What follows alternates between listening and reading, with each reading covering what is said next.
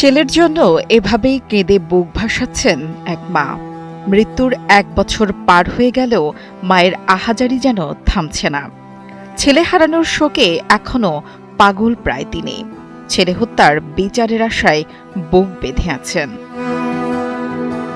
মোহাম্মদ রাজীব হোসেন ও স্ত্রী চম্পার দাম্পত্য জীবনে এক ছেলে ও এক মেয়ে। ছেলে আলিফ মাতবরের বয়স 6 আর মেয়ে ইকরা জাহান 4 বছরের। শহীদ রাজীব হোসেন ডামুড্ডা উপজেলার কনেশ্বর ইউনিয়নের ছাতিয়ানি গ্রামের মোহাম্মদ তোফাজ্জল হোসেনের ছেলে। গত বছরের 19 আগস্ট জুলাই অভ্যুত্থানে নিহত হয়। রাজীবের স্ত্রী চম্পা জানান, 7 বছরের সংসারে ভালোভাবেই দিন কাটাচ্ছিলেন তারা। আন্দোলনের দিন রাতে মেয়ের বায়না রাখতেই খাবার আনতে বাইরে যায় রাজীব। তারপর আর ফিরে আসেনি। আর আমার স্বামীর এভাবে মারছে, আমার ছোট ছোট 2টা বাচ্চার এতিম করছে, আর অল্প বয়সে আমি বিধবা হয়ে গেছি। তো এই জন্য চাই যে যারা আমার স্বামীরে মারছে তাদের যেন বিচার হয়।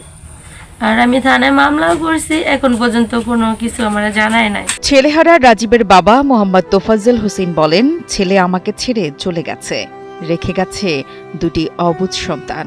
জুলাই 19 তারিখে আমার ছেলে বাচ্চারা খাবার জন্য কান্দাকাটি করে, সে এশা নামাজের টাইমে খাবার আনতে গেল। খাবার আনতে যাইয়া সে আর খাবার নিয়ে আসতে পারে না।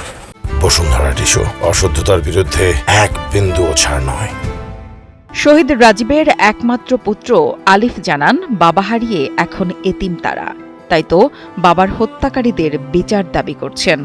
এদিকে মাঝে মধ্যেই বাবা বাবা বলে রাতে ঘুম ভেঙে যায় ইকরার। তার অপেক্ষায় দিন পার করছেন ছোট্ট অবুঝ শিশুটিও। বাবা ফিরে আসবে এ আশাতেই পথ চেয়ে থাকেন ছোট্ট ইকরা, অথচ সে জানেই না তার বাবা আর কখনোই ফিরে আসবে না।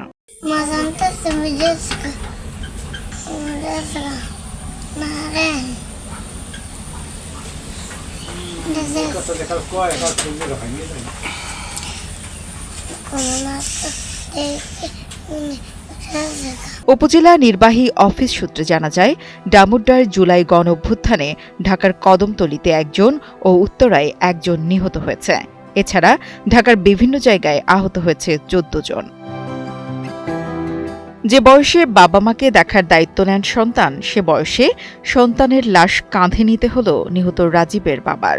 জুলাই অভ্যুত্থানে নির্মম এই ঘটনাগুলো যেন এক একটি পরিবারের আহাজারি আর হাহাকারের জানান দেয়। কেউ হারিয়েছেন প্রিয়জন, তো কেউ বা সন্তান, বাবা। আর তাদের সবারই দাবি এ হত্যার সুষ্ঠু বিচার হোক। সৈয়দ মেহেদী হাসানের পাঠানো তথ্য ও ভিডিও চিত্রে ডেস্ক রিপোর্ট, কালের কণ্ঠ।